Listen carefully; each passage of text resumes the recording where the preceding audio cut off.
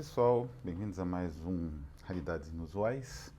Esse é o último vídeo da campanha pré-rafaelitas, né? A gente está lutando aí para conseguir uns 50%, 60%, vamos ter que fazer um date pledge mesmo, mas já ajuda a gente a começar, né? Temos aí no trabalho de tradução, eu e o Luiz Fernando, né? Uma parte ainda eu tenho que importar alguns textos, então vou depender um pouco da campanha, né? O Simeon Solomon não é muito barato, é de uma editora pequena, independente, né? E, enfim, a gente está na luta aí porque os pré-rafaelitas são autores de imensa importância e que é uma, digamos assim, é uma visão decadente e bastante complexa, com um foco, um toque feminino muito forte, que eu acho que é necessário no Brasil, né? Uma certa visão positivista muito frequente no final do século XIX e que passou, né? Foi passada tranquilamente, essa tocha foi passada para os modernistas já no século XX, fez com que figuras femininas, né, dos movimentos culturais brasileiros acabassem segundo plano. Mesmo uma Anita Malfatti da vida, ela é mais lembrada por ser um pivô, né, das polêmicas do Monteiro Lobato, a defesa dela, né, pelos modernistas, do que mais por ser uma pessoa que criou uma obra de impacto, né? Isso costuma ser reservado para um Portinari, né, e tal. Então, eu acho que trazer, né, essa poesia e a reflexão sobre os pré-rafaelitas é importante até para entender um pouco as dinâmicas de vanguarda, né, os movimentos de vanguarda, a complexidade vanguardista da literatura brasileira entre o final do século XIX e século XX, do mundo todo por tabela, né? E, bom, a raridade de hoje é justamente este livro da Ciri Alvim, Os Pré-Rafaelitas, Antologia Poética, que eu saiba, a única edição até as nossas, né, que vão sair em sucessivas campanhas no Catarse, que a gente vai tentar trazer os autores que estão aqui e mais alguns, né? Mas é, digamos, a coleção canônica em português. É de Portugal, não existe nada no Brasil. Já vou chegar no ponto do porquê que não existe nada no Brasil. E a tradução foi realizada por Helena Barbas, né? Esse livro a gente já comentou várias vezes aqui nos vídeos anteriores dos pré-rafaelitas, que é um livro de grande importância para a compreensão do movimento, né, em português. É um dos poucos livros em português que abordam o movimento pré-rafaelita de uma forma mais geral, não identificada com as questões assim específicas das modelos ou dos pintores, né? Ou da arte, das artes plásticas em si, né? Muito focado nisso. É um livro mais geral e que trata de literatura, né? A tradução é de Helena Barbas, mas ela mesma reconhece na introdução o quanto ela deve a Mário Cesarini, de quem, né, que é um poeta surrealista português de grande importância, também um grande editor e compilador, né, de coletâneas igual a essa. Ela foi vizinha do Mário Cesarini nos anos 90 do século passado, 95, e ela começou a traduzir o material que o Cesarini provavelmente estava sem tempo de traduzir. O Cesarini teve uma grande importância trazendo aquela ideia, por exemplo, da Elizabeth, aquele artigo mexicano que eu comentei aqui no vídeo sobre Elizabeth Siddal, né? E o fato que Elizabeth Siddal inspirou, né, digamos assim, para o Mário Cesarini, não, ele concorda com aquela tese dos mexicanos, ela é autora real. O livro verde do conto, é quase uma noveleta, né, de Machen, O Povo Branco, um dos grandes clássicos do Machen, da produção de novelas e noveletas, né. Então, tem até aqui uma composição no Mário Cesarini, né. Então, é um livro traduzido por uma tradutora, não conheço muito bem, né, ela tem uma certa história em Portugal, com uma profunda influência do Mário Cesarini, que é um grande escritor, um grande também editor e compilador de coletâneas, né? Historiador, digamos assim. Aqui a gente já começa a ver um ponto importante. A vanguarda europeia, as vanguardas europeias, a partir especialmente do expressionismo um pouco, e depois com mais força ainda do surrealismo, e enfim, dos movimentos artísticos posteriores ao surrealismo, Nova Objetivo na Alemanha, algumas visões um pouco diferentes na Rússia, né?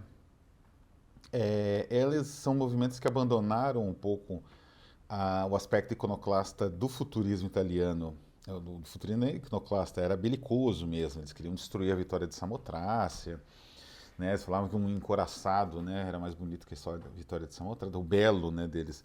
Eles tentavam uma nova visão de belo e tal. E dos dadaístas, que eram iconoclastas por natureza, os próprios dadaístas, né? Os surrealistas, um pouco os expressionistas e uma parte da vanguarda russa, né? Especialmente ali o Klebinikov, né? Eles vão tentar resgatar o que é chamado, o Claude Wheeler batizou dessa forma, a correia de transmissão da modernidade, que seriam os autores de uma outra época que, de certa forma, se comunicavam quase que diretamente com as tendências das vanguardas do século XX, né?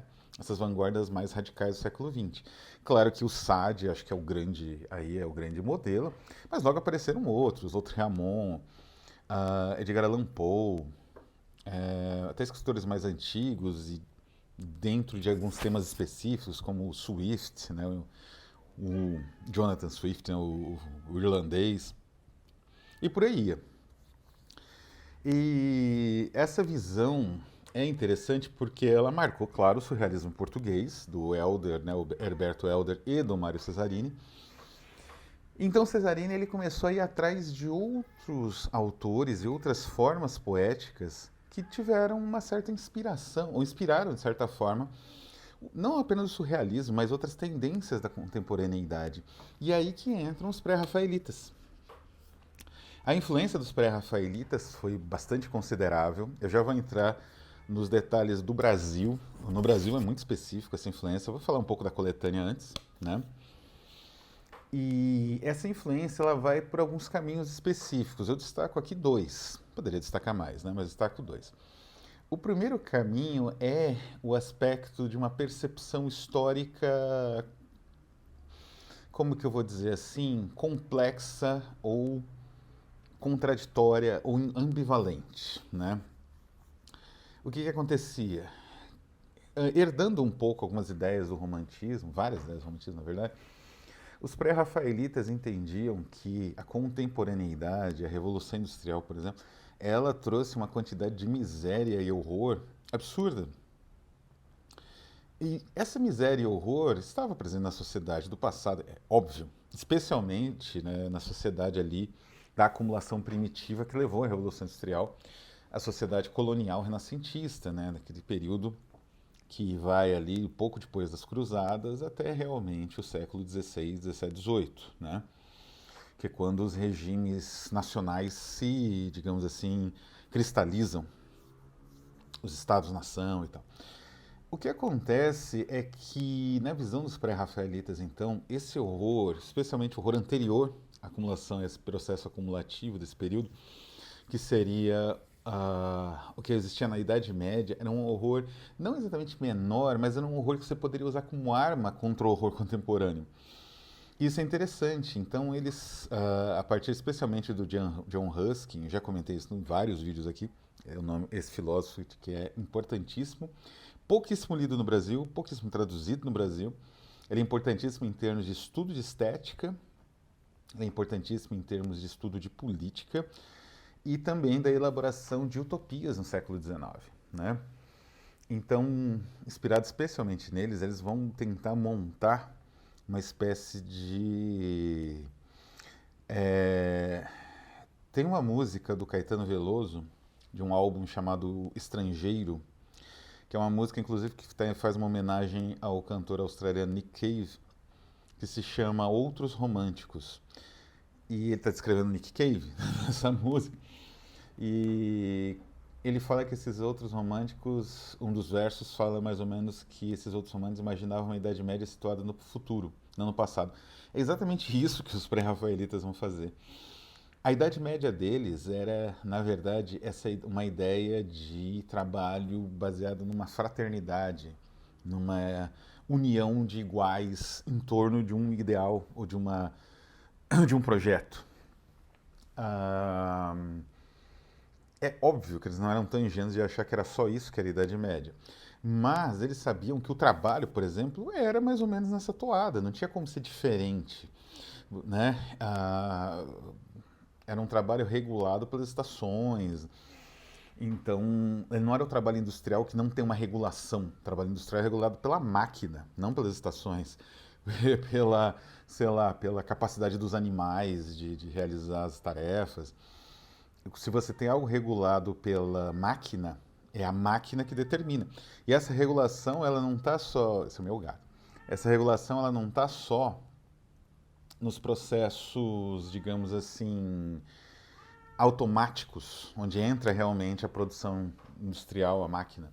Ela está em todos os lugares, né? Então, digamos assim, a escravidão colonial, né? Os escravizados do sistema colonial, eles tinham que trabalhar produzindo matéria-prima no ritmo do que essas máquinas consumiam, né? Então a Idade Média surgia como uma espécie de oposição política mesmo. E esse primeiro ponto leva ao segundo, porque quando eles montam uma fraternidade, eles não montaram um movimento, uma irmandade, né? Eles não montaram um movimento, eles não montaram um grupo, eles não montaram, sei lá, uma cabala, uma sociedade secreta, que eram os grupos que existiam na época, né? Tipo maçonaria, ou Rosa Cruz, ou grupos públicos mesmo, né? Como clubes ou sindicatos. Não, eles montaram uma fraternidade, ou uma irmandade, não é? E é muito interessante porque é como se, fazendo isso é inspirado nos pintores nazarenos, que eu menciono no projeto, né? Que vieram antes deles e trabalharam, montaram comunas, né? Na Itália, de comunas criativas, né? E um pouco econômicas também. É, essa opção faz com que eles mais ou menos revivessem o ideal que eles mesmos, vamos dizer assim, é como se o modelo que eles tivessem selecionado para atacar a sociedade contemporânea deles, esse modelo eles tentassem experienciar de uma forma ou de outra, né? E isso é muito interessante, porque essa ideia é uma ideia que vai persistir em toda a modernidade de uma forma ou de outra. Que a recuperação do passado implica também numa forma de tentar experienciar esse passado que é muito difícil. Mas a gente não perde a esperança, não é? E faz isso esteticamente. Sintetiza, né, esse universo passado em, digamos assim, formas de convivência, formas de pensamento, formas de criação atuais, né? Tem uma cena muito célebre, que gerou várias fotos, tem capa de livro e tal, do Pasolini, que eu acho que é de um. Eu não sei se é da Ricota, é de algum filme dele, ou se é do As Mil Manu, enfim, é de um dos filmes do Decameron, acho que é do Decameron, que ele faz o pintor Giotto, né? O grande pintor do primeiro renascentismo italiano, do Trecento. E ele faz o pintor, né? Ele atua como pintor, mais ou menos como ele encarnasse um pouco esse pintor, né? Quer dizer, evidentemente Pasolini sabia que seria impossível, mas é como se ele reivindicasse o pintor, a postura desse pintor, para a postura que ele tem como artista. E isso é mais ou menos o que os pré-rafaelitas faziam. E é genial, como eu disse, é algo que sustenta uma boa parte da arte e até da performance da arte, do entendimento performático da arte no século XX, no mundo todo. Quer dizer, o Mishima, ele sabia que ele não era um samurai do século XVIII, XIX, né, do auge da era Edo, né, da era Tokugawa, né, quando a capital era em Edo. Mas ele retoma isso. Então é algo que vai ser muito comum e que existe aqui, né? Então esse livro ele traz três poetas que vão estar na nossa coletânea, que é justamente Elizabeth Siddal, Cristina Rossetti e Simeon Solomon, né?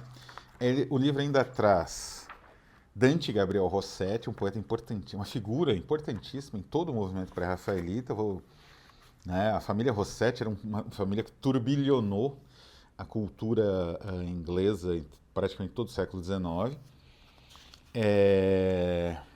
William Morris, que é um velho conhecido daqui, socialista, foi um grande aliado ali de Engels, né? Fundou, né? Ele ajudou a fundar várias das ligas que o Engels ajudou também a manter e tal. E Algernon Swinburne, Algernon Charles Swinburne, uma outra figura decisiva do movimento pré-rafaelita que foi um pouco além.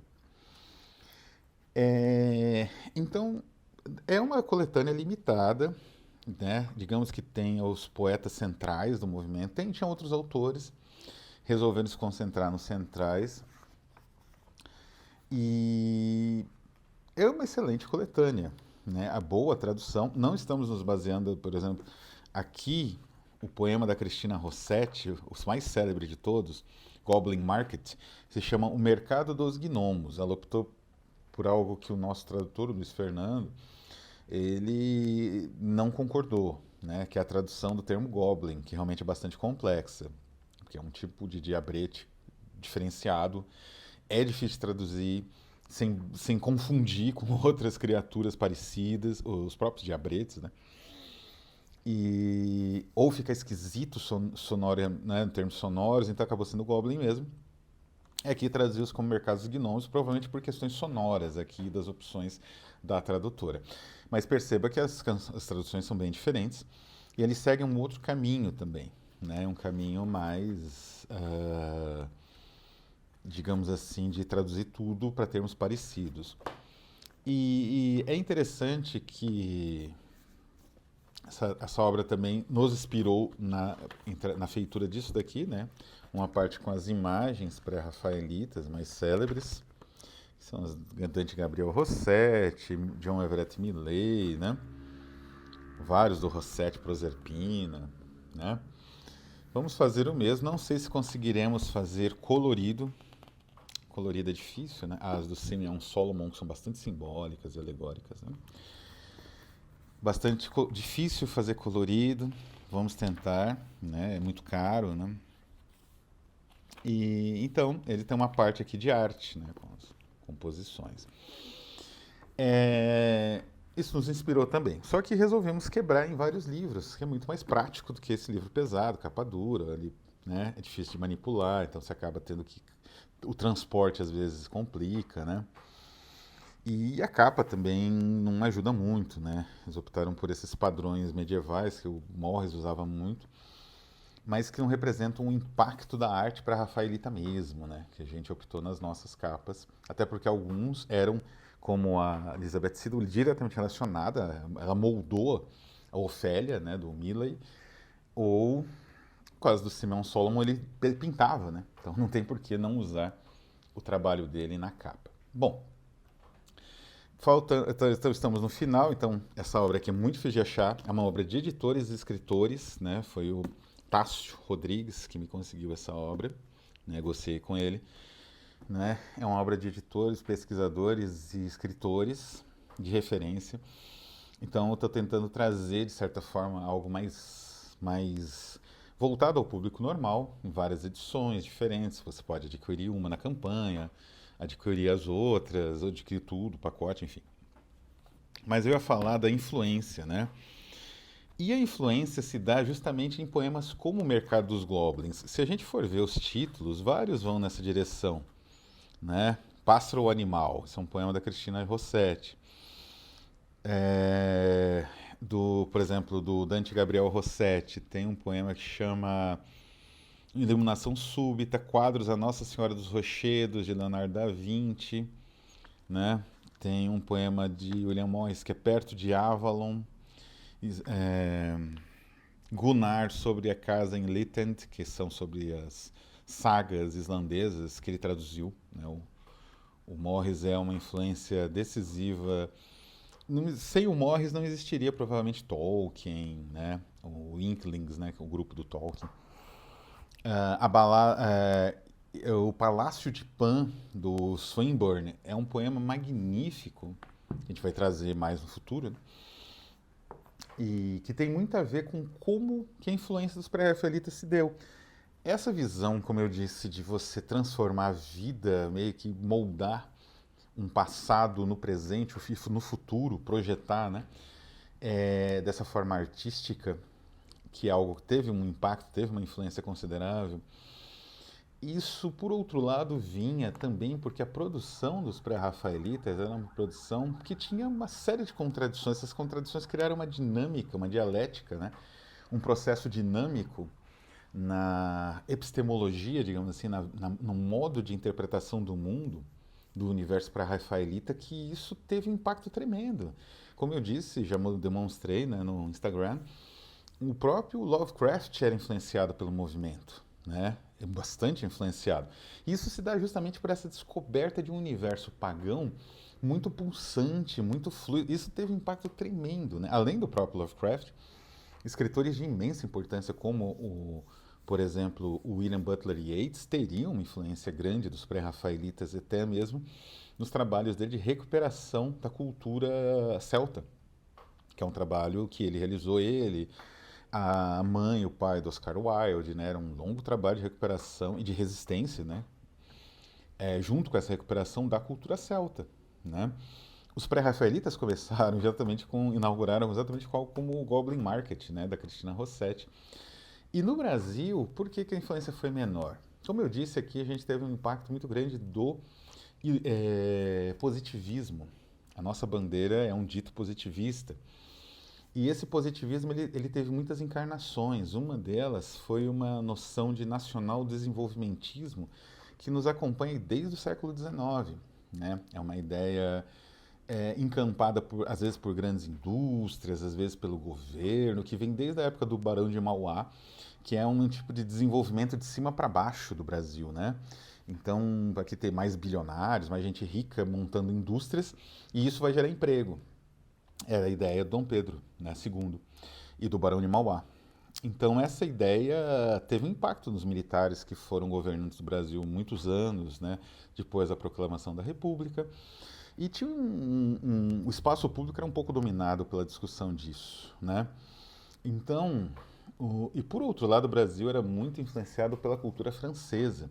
E como eu já comentei aqui antes, através da análise do trabalho das polêmicas do Octave Mirbeau, por exemplo, né, que é um grande ali luminar do decadentismo, os pré-rafaelitas acabaram numa vala aqui no Brasil, sem uma grande representatividade, mas ela existe. E existe, por exemplo, nos poemas do José Severiano de Rezende. Esse aqui é um grande simbolista mineiro, o grupo mineiro de simbolistas, né? Alfonso de Guimarães, o José Severiano de Rezende, era um grupo mais católico, mais religioso. E esse grupo absorveu indiretamente as visões pré-rafaelitas, inclusive nessa forma de valorização de um tipo de macabrismo, de coisas tenebrosas e até de visões pagãs. Tem um poema lindíssimo do José Severiano que chama O Hipogrifo, que é puro universo pré-rafaelita, né? Vou ler alguns versos. Resfolega o hipogrifo, indômito, batendo no asfalto as patas de oiro e os olhos de águia adusta, sobre as nuvens e além do sóis ovante erguendo, já no azul a cabeça em fogo barafusta. O éter transpõe, aflando as asas, belo e horrendo, e aurindo a vida e a graça e a ideia eterna e augusta, ó, como se eu, nesse arroubo insofrido, compreendo que ao estanho hipogrifo o gesto astral não custa. Isso aqui é puro universo pré-rafaelita, só que numa forma de soneto, né? Os brasileiros também tinham um grande respeito pela forma. Como eu mencionei aqui, a forma dos pré-rafaelitas é um caos, né? Frequentemente eles tinham uma referência na balada. que era uma forma até também preferida do romantismo no Brasil e em Portugal. Mas eles deixavam tudo meio caótico e frequentemente optavam por versos brancos mesmo. Então, eu acho que isso talvez afastasse também os nossos autores, mas um autor como José Severiano de Rezende, grande autor simbolista, ou Alfonso de Guimarães, não perdiam de vista alguns aspectos no movimento pré-rafaelita e trouxeram para o Brasil numa interpretação religiosa, como eu disse, ainda assim contraditória, nada carola e profundamente paradoxal. Então é isso, vou ficando por aqui. Espero que tenham gostado da campanha. Os que puderem, peço novamente que apoiem, né? É muito difícil manter essa produção e essas pesquisas no Brasil. Então agradeço o que for possível de apoio. Além disso, estamos aí no Substack agora. Essa semana vai ter uma atualização sobre linguagens heréticas. Então, assinem nosso Substack. Eu vou ver se eu coloco o link na descrição também, junto com os outros. Então é isso, um abraço e até a próxima.